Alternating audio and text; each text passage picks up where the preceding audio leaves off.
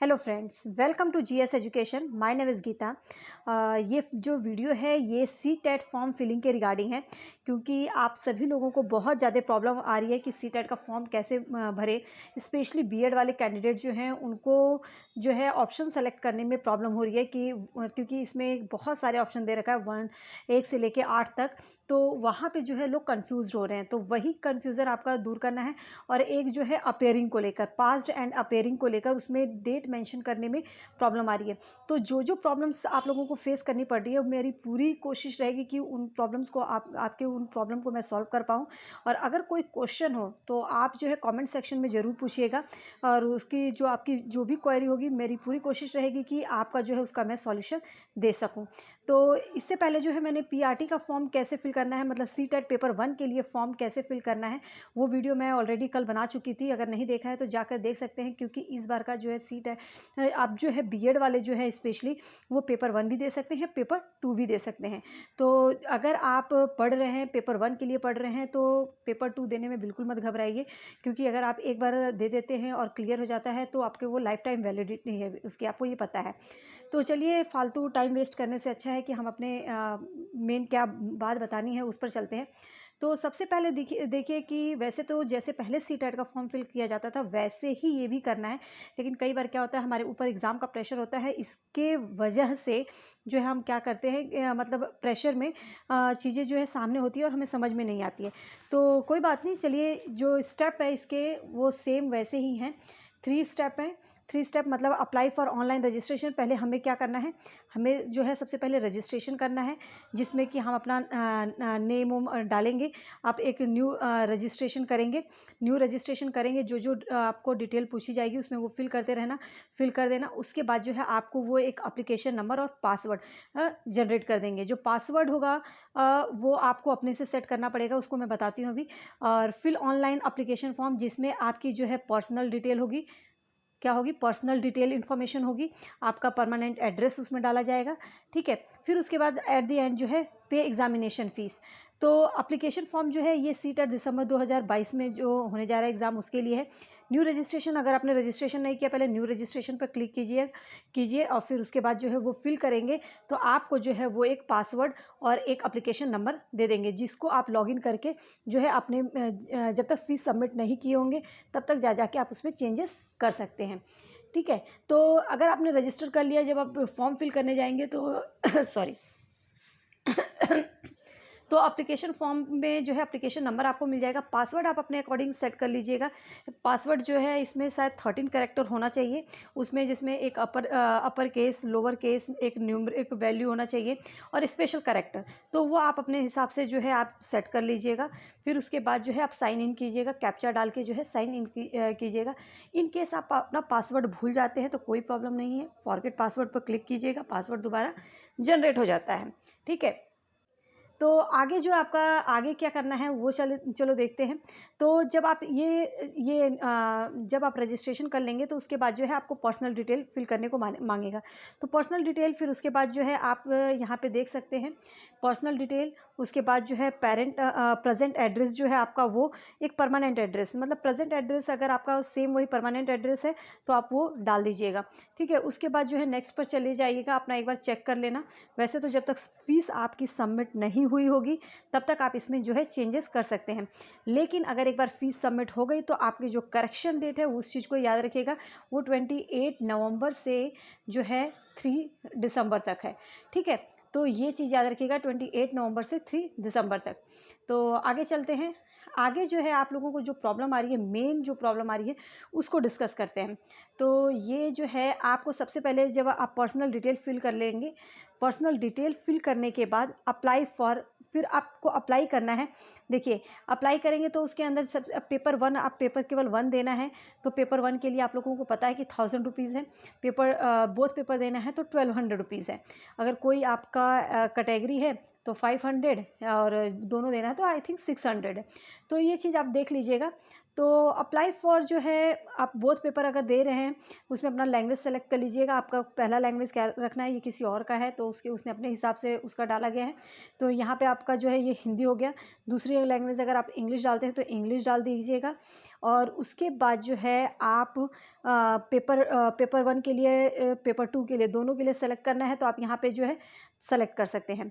अब पेपर जो बीएड वालों को जो प्रॉब्लम, जो पीआरटी वाले हैं पेपर मतलब जिनको जो है पेपर 1 देना है उसकी वीडियो मैं बना चुकी हूँ, उसमें आप जाके देख लीजिएगा। अब मैं यहाँ पे बात कर रही हूँ बीएड वालों के लिए, स्पेशली जो उनको प्रॉब्लम आ रही है। तो देखिए, अगर आपका ग्रेजुएशन पास्ड है, सॉरी ग्रेजुएशन आपका है पास्ड और appearing in final year of 2 year diploma in elementary education, मतलब कि अगर आपने कोई एलिमेंट्री एजुकेशन के डिप्लोमा कर रखा है तो आपका नंबर 1 होगा। आप ग्रेजुएट हैं और पास्ड हैं तो अच्छी बात है, अपेयरिंग है तो कोई बात नहीं, आप भी दे सकते हैं, लेकिन आपका क्या होना चाहिए, 2 ईयर डिप्लोमा होना चाहिए। ठीक है।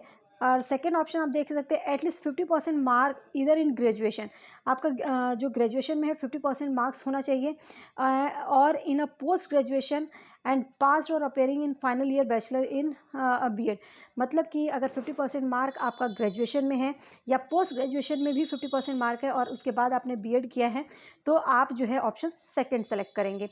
ठीक है। इसके बाद आप देखिए कि ऑप्शन जो थर्ड है वो क्या है, ग्रेजुएशन एटलीस्ट 45% मार्क्स, क्या है 45% मार्क्स अगर ग्रेजुएशन में आपका, और pass appearing in final year bachelor in education BEd में आप जो है अपेयरिंग हैं या पास हो चुके हैं, तो उसमें जो है आप ऑप्शन 3 लेंगे। अगर आपका 45% 50% है तो सेकेंड वाला ऑप्शन, और 45% है तो वो क्या आपका आ जाएगा, थर्ड ऑप्शन। ठीक है। फोर्थ ऑप्शन में क्या बोल रहा है, सीनियर सेकेंडरी जो है आपका 50% मार्क और पास और appearing in final year of 4 year, मतलब कि बीएलएड की बात करें, अगर आपने मतलब कि 12th में 50% मार्क्स से आप पास हैं और आप बीएलएड में अगर पास कर चुके हैं तो ठीक है, और अपेयरिंग है तो आप भी दे सकते हैं। अपेयरिंग है बीएलएड में 4 ईयर की जो डिग्री होती है उसमें आप अगर जो अपेयरिंग है तो ये ऑप्शन जो है आपके लिए 4 होगा। तो इसका इन शॉर्ट समझ लीजिए कि जिन्होंने बीएड किया हुआ है उनके लिए सेकेंड और थर्ड ऑप्शन है। अगर आपका 45 है तो थर्ड ऑप्शन जाएगा, और 50% है तो आपका सेकेंड ऑप्शन जाएगा, बीएलएड है तो फोर्थ ऑप्शन जाएगा।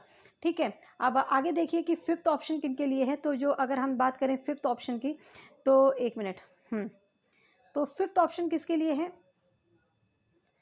हाँ फिफ्थ ऑप्शन में इसमें क्या है, सीनियर सेकेंडरी, मतलब अगर 12th में आपके 50% मार्क्स हैं और अपेयर हैं आप या पास्ड हैं इन final year of 4th year, जो है बीए बीएससी एजुकेशन, कोई भी एजुकेशन कोर्स कर रहे हैं, तो ये आपका जो है फिफ्थ ऑप्शन जाएगा। साफ साफ लिखा है लेकिन पता नहीं क्यों कंफ्यूज हो रहे हैं, कोई बात नहीं, आप देख लीजिए। ग्रेजुएशन अगर आपका 50% मार्क है और पास और अपेयरिंग है स्पेशल एजुकेशन के लिए जो है उनका सिक्स्थ ऑप्शन जाएगा। ठीक है। अब इसके साथ ही अगर कैंडिडेट ने क्वालिफाई किया है BEd program recognize by NCTE, eligible to appear in TET और सीटेट के लिए जो है वो एलिजिबल है, मतलब अगर उसने बीएड किया है तो वो जो है सीटेट या टेट दोनों के लिए मतलब वो एलिजिबल है एज एग्जिस्टिंग टेट गाइडलाइन, जो भी गाइडलाइन आई हो उसके अकॉर्डिंग। ठीक है, सेवन्थ ऑप्शन में। और उसके बाद अगर आप देखेंगे तो एट्थ ऑप्शन जो है वो एट्थ ऑप्शन में मैंने देखा था कि उसमें जो जिन्होंने जो है एमए किया है 55% मार्क्स अगर उनके आए हैं और बीएड एमएड और बीएड अगर वो अपेयर हैं तो उनके लिए जो है एट्थ ऑप्शन आएगा। मतलब अगर एमए 55% मार्क्स है और बीएड कर रहे हैं या एमएड कर रहे हैं तो उनके लिए जो है वो एट्थ ऑप्शन होगा। तो मैं उम्मीद करके चल रही हूँ कि यहाँ पर चीज़ें जो है आपको क्लियर हो गई होंगी। अगर आप डिप्लोमा किए हैं तो डिप्लोमा पे क्लिक कर दीजिएगा, और अगर आपने डिग्री है आपकी तो डिग्री पर क्लिक कर दीजिएगा। इसके बाद आप कैप्चा डाल के सबमिट कर देना।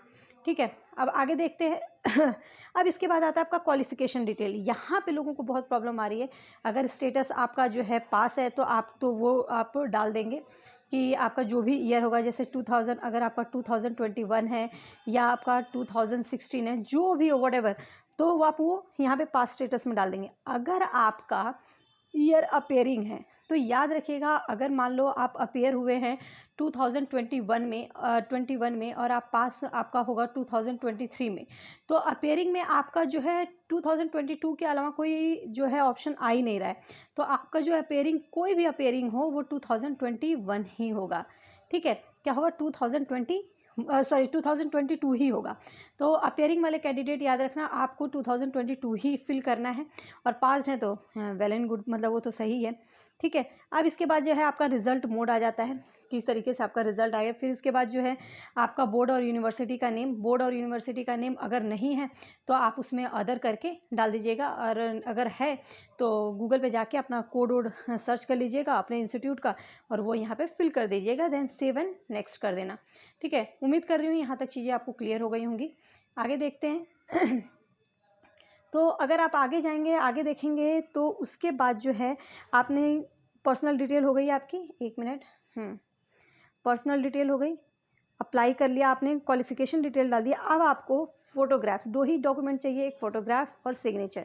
तो फ़ोटोग्राफ में आपको अपने एक फ़ोटो खींचना है, और खिंचवा के अपने यहाँ पे अपलोड करना है। जो फ़ोटो का मैक्सिमम साइज़ होगा वो याद रखिएगा 200 KB होना चाहिए, और मिनिमम जो है 10 KB तक चलेगा। तो मतलब 10, 20, 30 KB जो भी मतलब विजिबल हो। और डॉक्यूमेंट जो है आपका किस में होना चाहिए, JPG फॉर्म में। ऐसे ही सिग्नेचर अपना करके पेपर पर आप फ़ोटो क्लिक कीजिए और यहाँ पे डाल लीजिए। याद रखिए मैक्सिमम जो है उसकी KB क्या होना चाहिए, 30। ठीक है, और JPG, ये भी JPG फॉर्म में होना चाहिए। तो ये जो है आपका, मतलब यहाँ तक मैं मानती हूँ कि ये चीज़ें आपको क्लियर हो गई होंगी, यहाँ तक को आपको कोई डाउट नहीं होगा। अब हम चलते हैं एग्ज़ामिनेशन सेंटर पर, जहाँ पे भी कन्फ्यूज़न है लोगों को। अब यहाँ पर अगर आप एग्ज़ामिनेशन सेंटर आप चूज़ करते हैं तो एक चीज़ याद रखिएगा, आपने फॉर्म में पढ़ा था पहले आओ पहले पाओ वाला जो सिस्टम चल रहा है। तो यहाँ पे आपने अपना स्टेट सेलेक्ट कर लेना है, और फिर सिटी सेलेक्ट करनी है। आपको बता देगा कि उस सिटी में कितनी सीट है, और कितनी ऑक्यूपाइड हो चुका है, और कितनी वैकेंट है। ठीक है, जैसे यहाँ पे आपका आगरा का भरा गया है, उत्तर प्रदेश स्टेट वो किया गया है, सिटी आगरा। तो यहाँ पे आप देख सकते हैं कि 10 जो है ऑक्यूपाइड है, और इतना जो है वैकेंट है। तो इस तरीके से आपको पता चल जाएगा। अगर पूरा आपका ऑक्यूपाइड हो जाएगा तो वो जो है सेंटर मिलेगा ही नहीं। तो आप इस चीज़ को देखकर फिल कीजिएगा, इसलिए जल्दी से जल्द फॉर्म फिल कर लीजिए। और यहाँ तक समझ में आ गया तो अब यहाँ पे आप सेव एंड नेक्स्ट करना। और आगे जो है आप लास्ट में जो है आपको चेक करना है कि आपका नेम सही है, आपका डेट ऑफ बर्थ सही होना चाहिए, और father name, gender, examination city, mother name और कैटेगरी।